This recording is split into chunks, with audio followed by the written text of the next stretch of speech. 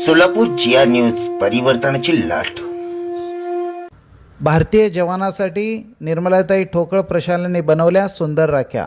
श्रीमती निर्मलाताई ठोकळ प्रशाला व कनिष्ठ महाविद्यालयात रक्षाबंधनाच्या निमित्ताने एक आगळावेगळा व देशप्रेम जागवणारा उपक्रम राबवण्यात आला।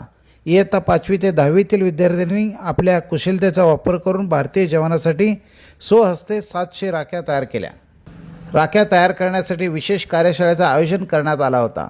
या कार्यशाळेमध्ये सौ चव्हाण मॅडम यांनी मार्गदर्शन केले। सहशिक्षिका शाबादे, सौ गायकवाड मॅडम, जाधव एयू यांनी या उपक्रमाचे आयोजन करण्यासाठी परिश्रम घेतले।